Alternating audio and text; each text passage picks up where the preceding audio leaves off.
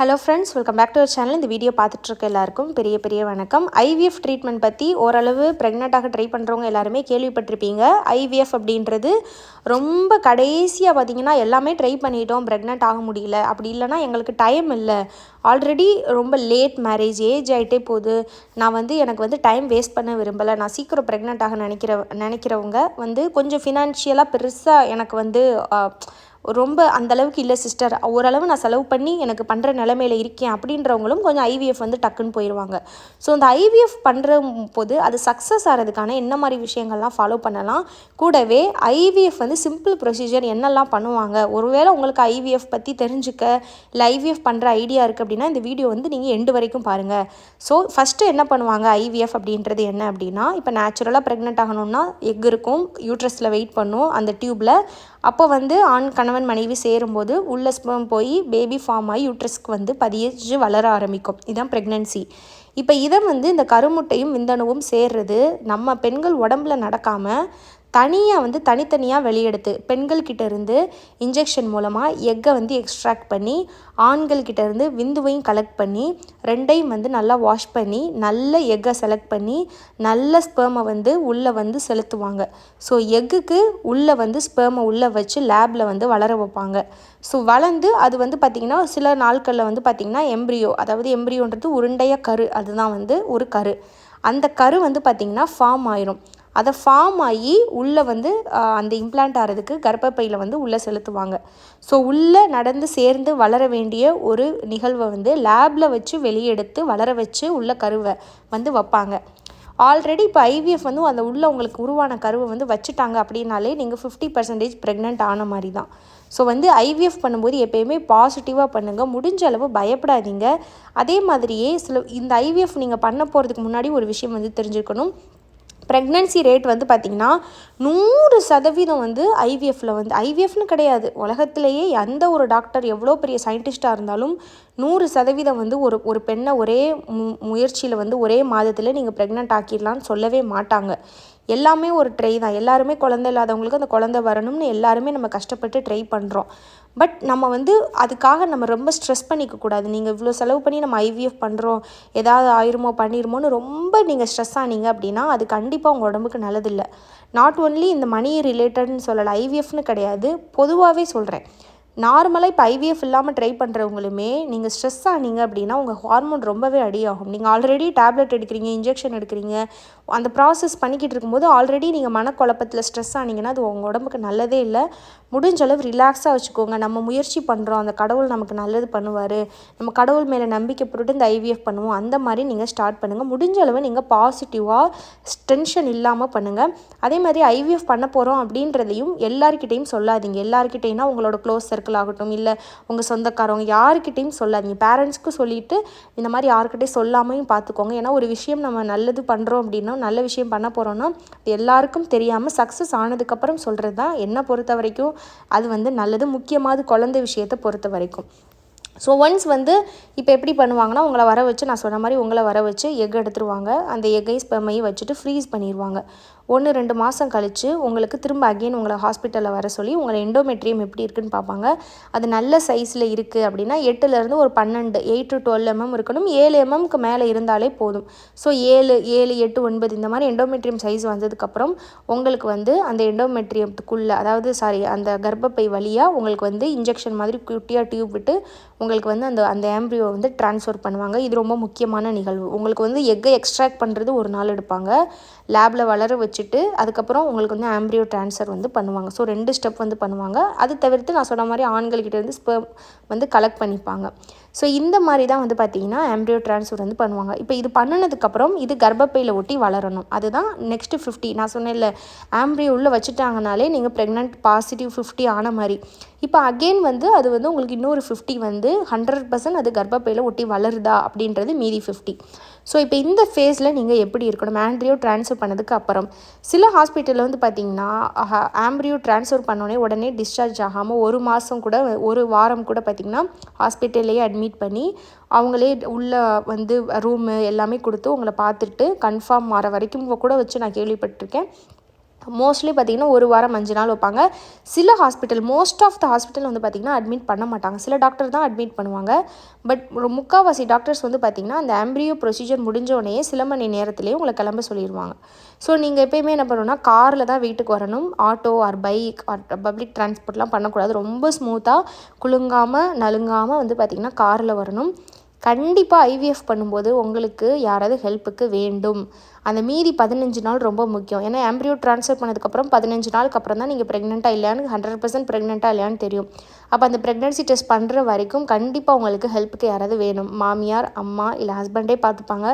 யாராவது ஒருத்தர் உங்களுக்கு வீட்டிலேயே எல்லா விஷயங்களும் பார்த்துக்கிறதுக்கு உங்களுக்கு வேணும். எப்படி டெலிவரி ஆகிறவங்கள எப்படி பார்த்துப்பாங்களோ அதே மாதிரி இந்த ஸ்டேஜில் இருக்கவங்களையும் கண்டிப்பாக பார்த்துக்க யாராவது ஒருத்தவங்க வேணும்.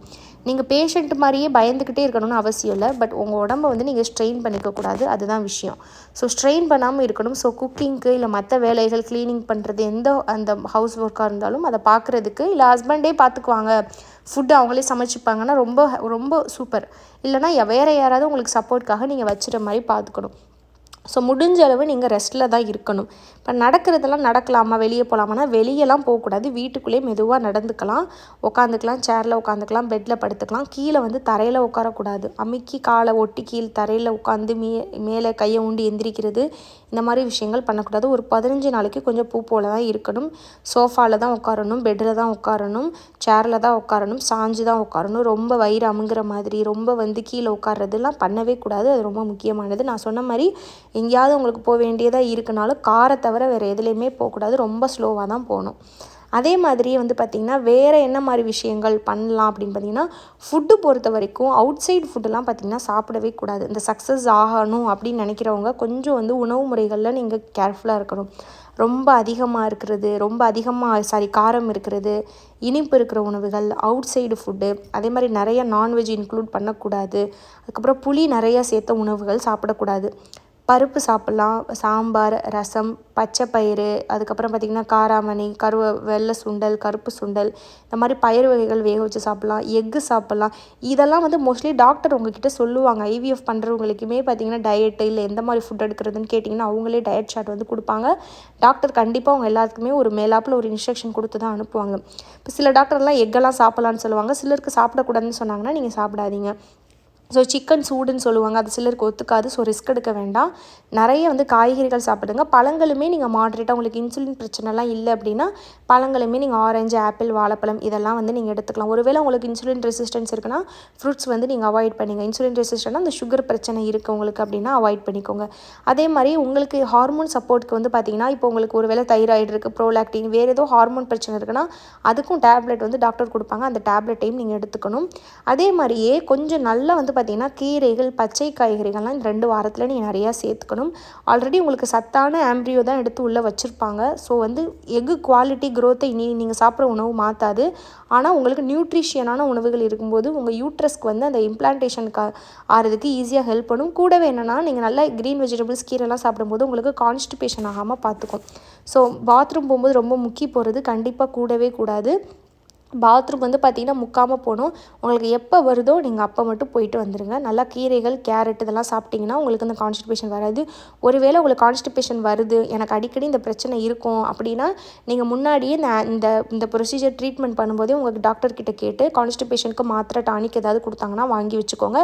அப்படி இல்லை எனக்கு சடனாக தான் வந்துருச்சு அப்படின்னா நீங்கள் ஃபோன் பண்ணி கேட்டு அந்த மெடிசன் வந்து நீங்கள் வாங்கிக்கோங்க. அடிக்கடி ஹாஸ்பிட்டலுக்கு இங்கெல்லாம் அலையக்கூடாது. ஏதாவது டவுட்னா டாக்டருக்கு நீங்கள் ஹாஸ்பிட்டலுக்கு பேசுகிற மாதிரி நீங்கள் கான்டாக்ட் நம்பர் வந்து நீங்கள் வாங்கி வச்சுக்கணும்.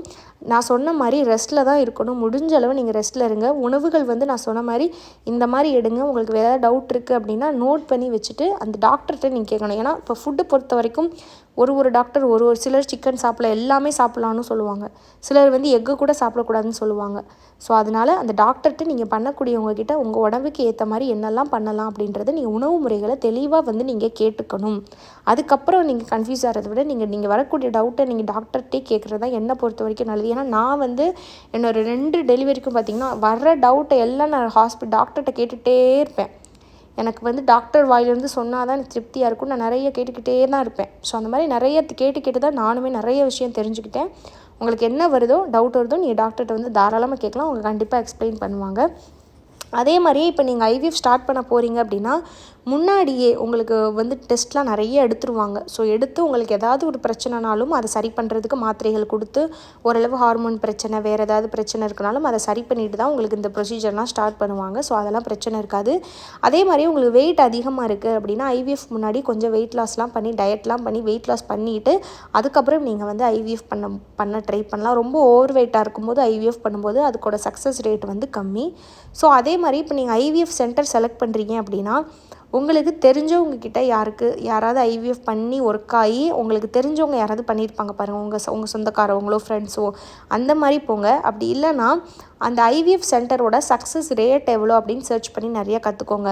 நீங்கள் நெட்லேயுமே சர்ச் பண்ணி பார்க்கலாம். இல்லை அங்கே சுற்று வட்டாரங்களில் இருக்கக்கூடியவங்களுக்கு தெரிஞ்சவங்க யாராவது ட்ரீட்மெண்ட் எடுத்திருக்காங்க அப்படின்னா அவங்கக்கிட்டையும் நீங்கள் கேட்டு தெரிஞ்சுக்கலாம் இந்த சக்ஸஸ் ரேட் எவ்வளோ. ஏன்னா இப்போ ஒரு ஹாஸ்பிட்டலில் 100 பேருக்கு ஐவிஎஃப் பண்ணுறாங்கன்னா அந்த 100 பேரெல்லாம் ப்ரெக்னென்ட் ஆக மாட்டாங்க உண்மையாகவே. ஸோ 100% ஐவிஎஃப் அப்படின்றத மட்டும் கேட்டு நீங்கள் போகாமல் நீங்கள் நிறைய விசாரித்து தான் நீங்கள் வந்து ஐவிஎஃப் பண்ணணும். நிறைய இருக்குது ஐவிஎஃப் சென்டர். அவசரப்பட்டு மட்டும் போகாமல் அது எப்படி இருக்குது, என்ன மாதிரி பண்ணுறாங்க அப்படின்னு அதில் குவாலிட்டி நல்லா இருக்கா அப்படின்றதெல்லாம் தெரிஞ்சு தான் நீங்கள் வந்து போகணும். அதே மாதிரியே காசு கம்மியாக இருக்குது அப்படின்றதுக்காக ஐவிஎஃப் சென்டரையும் நீங்கள் செலக்ட் பண்ணக்கூடாது. ஒரு 50,000 இங்கே விட அங்கே கம்மியாக இருக்குது அப்படின்னு இது பண்ணக்கூடாது. கொஞ்சம் குவாலிட்டியான ஐவிஎஃப் சென்டராக இருக்கா, நல்ல பேர் போனதாக இருக்கா, நல்ல யூஸ் அதாவது அதில் போய் ஒர்க் ஆகி நான் ப்ரெக்னென்ட் ஆனேன்னு ஒரு எக்ஸ்பீரியன்ஸ் தெரிஞ்சவங்க கிட்ட நேராக காண்டாக்ட் பண்ணி அவங்க மூலமாக தெரிஞ்சுட்டு நீங்கள் போகிறது இன்னும் பெட்டர். ஸோ அப்போ நான் ஐவிஎஃப் பண்ணுறதுனால நானும் இதெல்லாம் ஃபாலோ பண்ணுவேன். அதை தான் நான் உங்ககிட்ட சொல்கிறேன். இப்போ ஒருத்தவங்க சொல்கிறாங்க சும்மா அப்படி நெட்டில் பார்த்துட்டு அந்த மாதிரி விளம்பரத்தை பார்த்துட்டு போகக்கூடாது. அதில் யூஸ் பண்ணவங்கக்கிட்ட நல்லா கேட்டு A to Z தெரிஞ்சுட்டு தான் நீங்கள் வந்து ஐவிஎஃப் பண்ண போகணும். ஸோ வேறு என்ன பார்த்திங்கன்னா நான் சொன்ன மாதிரி ரெஸ்ட்டில் இருக்கணும், கான்ஸ்டிபேஷன் ஆகாமல் பார்த்துக்கணும், நல்ல கீரைகள் பழங்கள் காய்கறிகள் சாப்பிடணும், பயிறு வகைகள் எங்கெல்லாம் சாப்பிட்டுக்கலாம், பால் குடிச்சிக்கலாம், சுகர் சேர்க்கக்கூடாது, out side food bakery food non veg biryani parotta constipation வரக்கூடிய உணவுகள் வந்து எடுத்துக்காதீங்க. அதிகமாக காரம் இருக்கிறது எடுத்துக்காதீங்க. ஐவிஎஃப் முடிஞ்சதுக்கப்புறம் எப்போ ப்ரெக்னென்சி டெஸ்ட் பண்ணலான்னு பார்த்தீங்கன்னா 15 நாள் கழித்து ப்ரெக்னென்சி டெஸ்ட் பண்ணலாம். இது வந்து டாக்டர் ஹாஸ்பிட்டலுக்கு வர சொல்லி சிலருக்கு HCG டெஸ்ட் பிளட் டெஸ்ட்டே எடுப்பாங்க. இல்லைனா வீட்டில் கிட்டில் நீங்கள் பார்க்குறதுனாலும் 15 நாள் கழித்து நீங்கள் பார்க்கலாம். ஐவிஎஃப் பண்ணுறவங்களுக்கு வந்து பார்த்திங்கன்னா குட்டி டேப்லெட் வந்து வெஜைனல் வழியாக வைக்க சொல்லுவாங்க. அது ஹார்மோன் டேப்லெட். அது வந்து நீங்கள் வந்து பார்த்திங்கன்னா வைக்கிறதுக்கு முன்னாடி நல்லா கையெல்லாம் கழுவிட்டு தான் வைக்கணும்.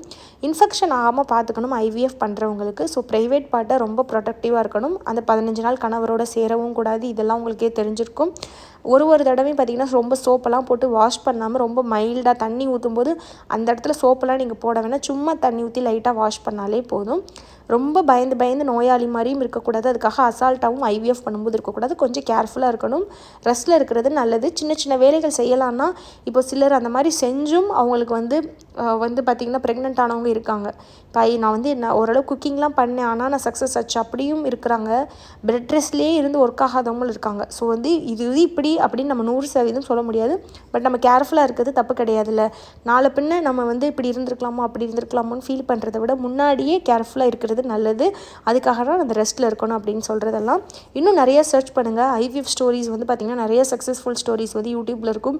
அதையும் பார்த்து ஏன்னா இப்போ நான் வந்து எனக்கு தெரிஞ்ச இன்ஃபர்மேஷனை நான் உங்களுக்கு சொல்கிறேன். இப்போ ஐவிஎஃப் பண்ணி சக்ஸஸ் ஆனவங்களும் நிறைய பேர் ப்ரெக்னன்சி ஸ்டோரிஸ் போட்டிருப்பாங்க ஐவிஎஃப் சம்மந்தப்பட்டது. அதெல்லாம் பார்த்து நீங்களும் தெரிஞ்சுக்கிட்டிங்கன்னா உங்களுக்கு இன்னமும் நிறைய ஐடியா கிடைக்கும். இன்னும் நிறைய டாக்டர்ஸ் பேசுகிற வீடியோலாம் பார்த்தீங்கன்னாலுமே உங்களுக்கு இன்னும் நிறைய ஐடியா கிடைக்கும். இதுக்காக தான் இந்த வீடியோ. உங்களுக்கு வேறு டவுட்ஸ்னா கமெண்ட்டில் கேளுங்க. எனக்கு தெரிஞ்சதை நான் சொல்கிறேன். என்னோட பேர் ஸ்ரீஜா. இந்த வீடியோ பார்த்த எல்லாருக்கும் ரொம்ப நன்றி.